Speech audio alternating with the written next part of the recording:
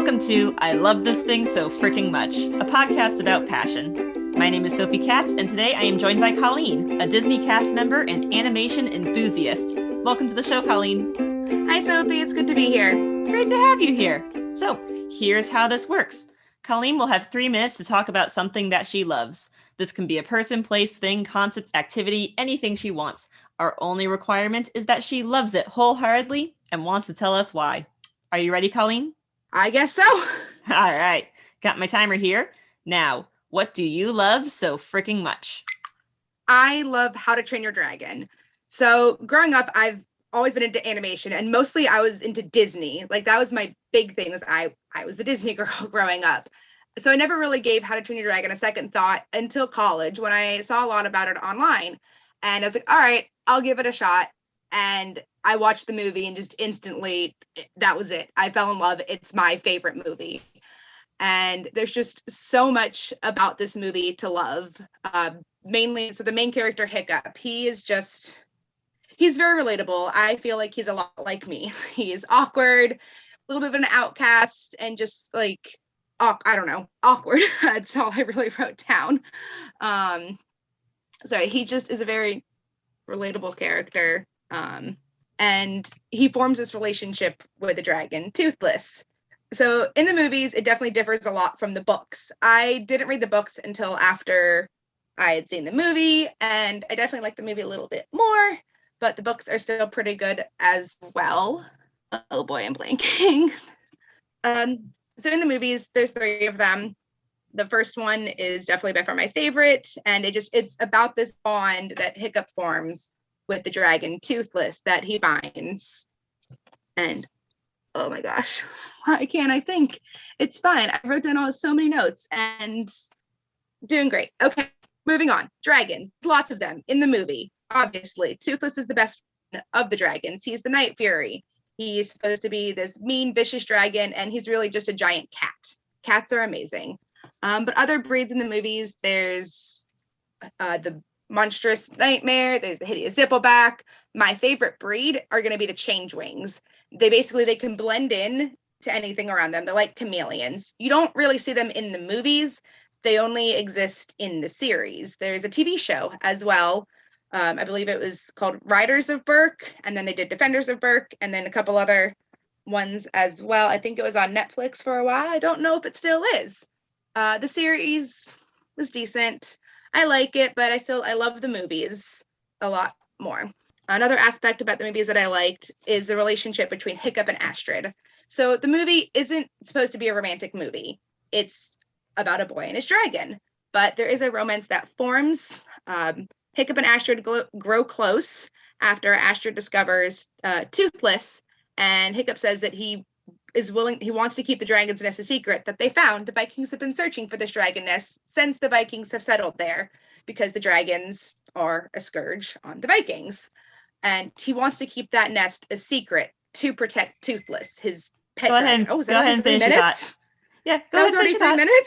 3 minutes? Okay. Wow. But basically, so the romance forms because of this, and in the 2 sequels, and in the final movie, they get married and have kids. Yay. That's great. Thank you for telling us about How to Train Your Dragon today. Yes. Wow, that went by very fast. No, you clearly, there's a lot about this show that you love. And as a trilogy, yes, and a book series and a TV series, there is so much story to explore here, I'm sure. Yes. Oh, yes. So you mentioned that the first movie is still your favorite. So what is it about the first movie that makes it stand out among all of the How to Train Your Dragon content? There's just something about it. Like, it's the original one. I'm pretty sure I have it memorized at this point. Mm-hmm. And the other 2 are definitely good, but I just think the storyline in that one, it stands alone. You don't need the other 2 movies to enjoy the first movie. The second and the third, they rely on the movies that came before them. So I feel like that's a big part of it.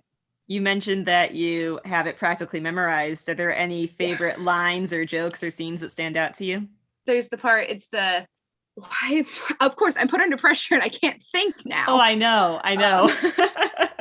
Happens to me all the time. But basically, there's a part where Hiccup and his dad, Hiccup has been saying that for the longest time, he wants to fight dragons. And his dad's like, no, you're not going to fight dragons. And then his dad goes off and then comes back, and Hiccup's changed his mind. He doesn't want to fight dragons. And his dad's like, you're going to fight dragons now. And then there's the part he's like, there's not enough bread making Vikings or small home repair Vikings. Yes, there's lots of lines, and somehow I can't think of them when put under pressure. That's part of the fun of this show. I'm going to put you on the spotlight. Yeah. Tell me about the thing you love. Oh, yes. It makes sense to me, though, the quotes that stand out to your memory when you are under pressure are quotes from Hiccup, because you mentioned that Hiccup stood out to you. You related to this movie because you related to Hiccup. Could you talk a little bit more about what it was like to see yourself in Hiccup? I honestly think the first time that I saw this movie, I cry very easily, but I'm very positive I cried watching this movie. And I'm like, okay, wow, that's kind of like me. It's just somebody that doesn't always have many friends, and then forms this bond with, obviously I don't have dragons, but just like pets and other things like that. So it's just really cool to get to see that. And it's not the only movie where I've found characters that I can relate to in the main characters. Other two that comes to mind, so Hercules, he was a big one. And then in Cloudy with a Chance of Meatballs, the main character, Flint Lockwood. I'm definitely seeing a trend here. Slightly awkward protagonist. No one around seems to believe in them at all, but then something incredible happens and they accomplish more than anyone could have ever imagined. Yes, and then my other main favorite is Elastigirl, but that's a very different story. It is, but it's fun to have different favorites, although I'm definitely still seeing a trend of animation. Yes, oh, for sure. As we talk about this and about this story and the parts of it that mean so much to you, it's making me think like this is a kind of story that would make a lot of sense for a college kid to latch on to. Like, we talk about animation, or I use the societal we talk about animation as something that is, for 5-year-olds, for 10-year-olds, but an 18, 19, 20-year-old, I think, will know a little bit more about having no one expect much of you, or no expectations for yourself, maybe more than a 5-year-old who thinks they can take on the whole world. Yeah. I definitely, the first time that I saw this movie in college, it was at a very rough time in my college career. I was not doing great grade-wise. I was skipping classes. I had basically given up on school. And this movie isn't what pushed me along. It was actually the Disney College program that got me, like, I took a year off from school and then came back and got Dean's List. But this movie, definitely, there was something in it that helped me somehow. I want to push a little more about that. What is it that helped you? I feel like a lot of it was the community that I found with the movie. One of my college roommates got me into Tumblr, and I latched on to How to Train Your Dragon online. And I found a lot of friends online. There's some that I've even met in real life now, both of who have worked or currently work for Disney as well. And one of them I actually went to go see the third movie with in theaters when it finally came out. Ooh. So I feel like that community is something that helped me as well. Yeah, there's really something special about the relationships you form out of shared love for something, shared love for a story. A lot of us have gone our separate ways and have latched on to a lot of other things, but we'll still see each other there and be like, oh, hey, how you doing? And I'm friends with a few of them on Facebook, and maybe someday I'll get to meet some other ones, but they live in lots of different places and different continents. You gotta be grateful for the internet then, keeping us together. Oh, yes. Is there anything that you don't like about How to Train Your Dragon? And if so, how do you handle that? Ooh, don't I like about it? I mean, I feel like there are definitely some aspects of the community that I'm not a fan of. And it's different things. Like, other people like it. So I'm assuming about like shipping in communities. Mm-hmm. There's just some that I don't like.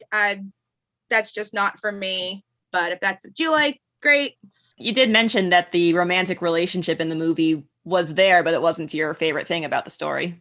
No, I mean, definitely is a big thing. And Hickstrid, their couple name, is a very big, like, that's one of my favorite couples that I have. But it's other, like, mostly it's characters from the TV show that people pair together, or they'll pair with Hiccup. And I'm just like, no, thank you. Not for me. And what's nice about a show where there is so much content and so many options and no doubt so many people to talk to about it, Yes. you can pick and choose what parts of the fan content you want to interact with. Exactly. I personally, and this is still related, but I'm very excited for Universal's Epic Universe because it's not confirmed, but basically confirmed that there's going to be a How to Train Your Dragon section. Ooh. And I'm hoping there's a Flight of Passage style ride. Ooh, something where you get to fly in the back of a Toothless with Hiccup. That would be fantastic. Because I like going to Universal, but there's a lot of DreamWorks, but not much How to Train Your Dragon. Not yet, at least. Well, that's definitely something to look forward to. Yes. Colleen, thank you so much for telling us about something you love today. Yeah, thank you for having me, Sophie. Oh, my pleasure. And thank you, our listeners, for tuning in today. If you would like to learn more about How to Train Your Dragon or our guest, Colleen, you can find her social media information in the episode description. And don't forget to use the hashtag #LoveThisThingCast to tell us about the things you love. I Love This Thing So Fricking Much is a production of Through the Window Media. This episode was directed and edited by Sophie A. Katz. You can find us at Through the Window on Twitter, Facebook, Instagram, or Tumblr. That is THROU The Window at all those social media sites. Be good to yourself, be kind to each other, and you'll hear from us again soon.